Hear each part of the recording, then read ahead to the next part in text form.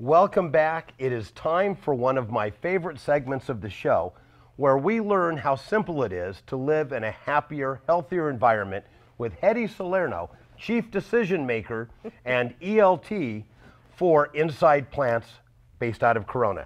And Hetty, ELT, what does that stand for? CLT. CLT. Certified Landscape Technician. Okay. Which is why I couldn't remember, because I couldn't figure out what the heck the E stood for. Now, Hetty, you're going to teach us today about plant selection. Correct. Because we've all had the experience of buying maybe what wasn't really a healthy plant and then having challenges because of it.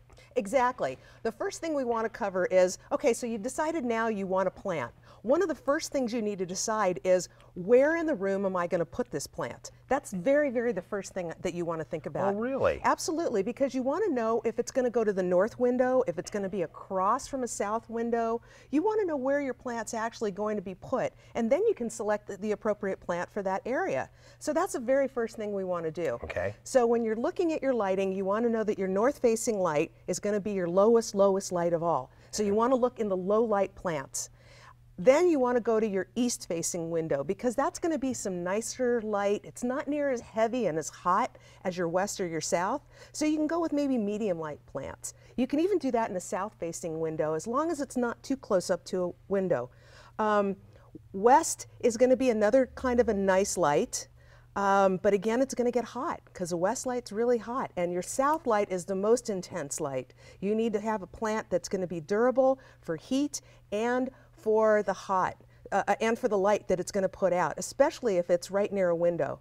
My suggestion on those would be the ficus tree right over here. Ooh. So that would be something that I would think of. As far as selecting a good plant, I'll use a spathiphyllum over here, and no, I didn't swear at you, but your spathiphyllum, you want to look at nice, pretty green leaves.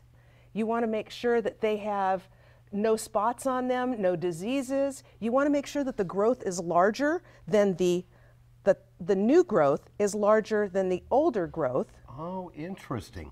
So the top leaves should be larger than the bottom ones. Absolutely. These are the older leaves. These are the new leaves. That should always be Which bigger. means it's growing and being healthy. Exactly. So those are the things you want to look for. As far as the stature of the plant, you want to make sure that it looks right in the pot.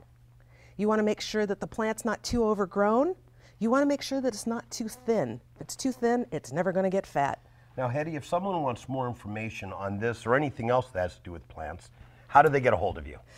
Call 1-800-376-4637 or www.insideplants.net.